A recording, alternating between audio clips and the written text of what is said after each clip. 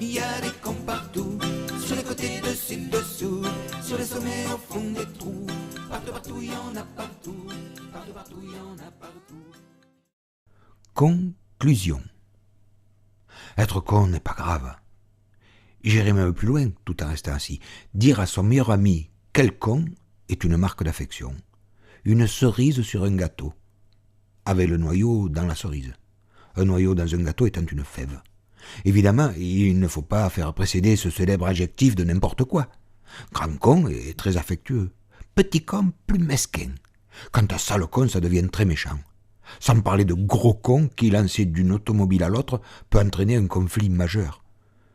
De son ami, on ne pense jamais « quel gros con », mais un sourire en coin « quel con ». En résumé, le mot n'est rien en lui-même, toute sa saveur est dans son habillage, et surtout son intonation. Je vous décris là une de mes premières bandes dessinées. L'action se déroulait en 4 images. Imaginez un peu, un banc public dans un parc paisible.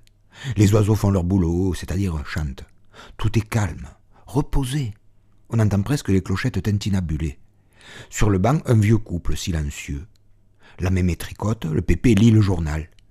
La vieille dame se retourne vers son mari, le regard avec une tendresse infinie qui lui mouille la paupière, elle lui chuchote. « Je t'aime encore, tu sais. » L'homme la regarde étonné et lui répond « Quoi ?» Elle se rapproche de son oreille et lui redit un peu plus fort « Je t'aime encore. » Il lui répond « Qu'est-ce que tu dis ?» Elle lui crie « Je t'aime !» Il répond « Quoi ?» Alors excédée, la vieille, l'œil sec, hurle « Merde !» Bien sûr, cette petite histoire lamentable est plus déclenchée par la surdité du vieux que par l'intonation des dialogues, mais je n'ai pu m'empêcher de vous l'infliger car c'est à l'image de ces histoires qui touchent à leur fin, c'est-à-dire très con.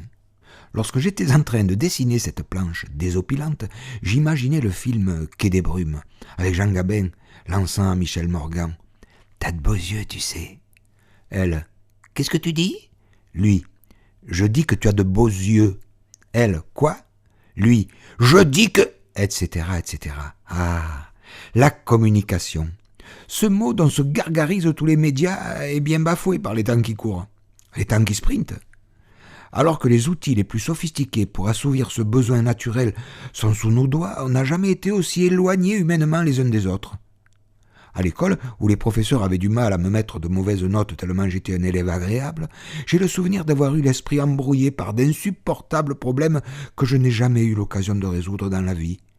Il y a quelques jours, lorsque ma baignoire a fui, je n'ai pas calculé le temps qu'elle mettrait pour se vider et j'ai simplement appelé le plombier.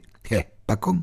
Alors que la recherche du bonheur est essentielle dans la vie, l'école ne nous propose même pas le moindre cours de joie.